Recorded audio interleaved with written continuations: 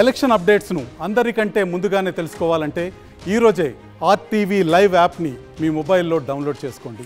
24 సంవత్సరంలో మొన్న జరిగిన ఎలక్షన్లో మా బాలనాగరెడ్డి గారు అత్యధిక మెజార్టీతో గెలవాలని, తర్వాత వాళ్ళ కుటుంబంలో 3 ఎమ్మెల్యేలు కంపల్సరీగా అత్యధిక మెజార్టీతో గెలవాలని, మరి వైఎస్ఆర్ పార్టీ జగన్మోహన్ రెడ్డి గారు కూడా అన్ని 165 పైన సీట్లు రావాలని కోరుకుంటూ మొన్న మేము ప్రచారం చేసే రోజు సంకల్పం చేసుకునేటిమి. మంత్రాలయంలో మా గ్రామ దేవతలైనటువంటి మా ఈశ్వరదేవునికి కానీ, మంచాలమ్మకి కానీ, రాఘవేంద్ర స్వామికి కానీ ఆ సంకల్పం ప్రకారం ఈరోజు మొక్కులు తీర్చుకోవడం అయినది. వాళ్ళందరూ అత్యధిక మెజార్టీతో గెలవాలని కోరుకుంటూ, మరి మన యొక్క జగన్మోహన్ రెడ్డి యొక్క ప్రభుత్వము రావాలని, మరి ఆయన వస్తే వర్షాలు వస్తావనే దానికి సూచనతో మొన్న వర్షాలు కూడా మొదలైనాయి. కాబట్టి 100%గా జగన్మోహన్ రెడ్డి ప్రభుత్వం ఏర్పడుతుంది. ఆయన ప్రభుత్వం ఏర్పడితే తప్ప బడుగు బలహీన వర్గాలు బాగుపడేదానికి అవకాశాలు లేవు. కాబట్టి ఆయనే ప్రభుత్వమే రావాలని, మరి రాఘవేంద్ర స్వామి, మంచాలమ్మ, ఈశ్వరులు వీళ్ళందరూ ఆశీర్వాదం చేయాలని కోరుకుంటూ ఈరోజు ఈ యొక్క మొక్కులు తీర్చుకోవడమైనది.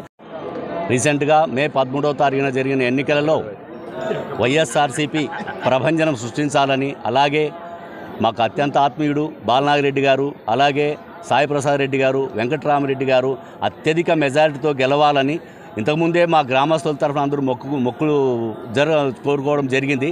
సో ఈ రోజున ఆ మొక్కులు తీర్చుకొని మా ఎమ్మెల్యేలు 3 అత్యధిక మెజారిటీతో గెలవాలని, అలాగే సీఎం జగన్మోహన్ రెడ్డి గారు కూడా అత్యధిక మెజారిటీతో గెలిచి మరీ పార్టీని 160 పైన సీట్లతో గెలిచి మరి ఆంధ్ర రాష్ట్రాన్ని అభివృద్ధి పథంలో నడిపించాలని కోరుకుంటూ, అలాగే జగన్మోహన్ రెడ్డి వచ్చిన ఎలక్షన్ జరుగుతున్నా కాబట్టి ఇప్పుడు వర్షం కూడా ముందే వచ్చింది, రైతులందరూ సంతోషంగా మరి ముందుకెళ్తున్నారు.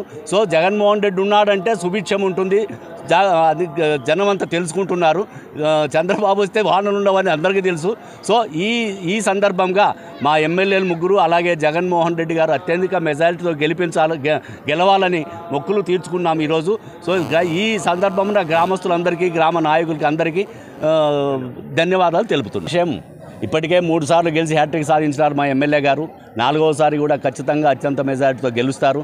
ఆయన గెలుపు మా ప్రజలందరికీ గెలుపది. ఆయన డెవలప్మెంట్ ఈ 3 పర్యాయాలు ఎంత డెవలప్ చేసినాడో జనమందరూ చూస్తున్నాము. ఈసారి 4వసారి గెలిస్తే ఖచ్చితంగా ఆయన మినిస్టర్ అవుతాడు. మినిస్టర్ అయితే నియోజకవర్గం అంతా సస్యశ్యామలం అవుతుందని ఈ సందర్భంగా తెలియజేస్తూ, మరి దేవుణ్ణి అందరూ ప్రార్థించాలి. మనం కూడా భగవంతుడు ఆశీర్వాదంతో అత్యంత మెజారిటీతో గెలిచి మినిస్టర్ అవుతాడు. మినిస్టర్ అయితే మనకు తెలియదు ఏముంది, ఇప్పటికే చాలా డెవలప్మెంట్ చేశాడు.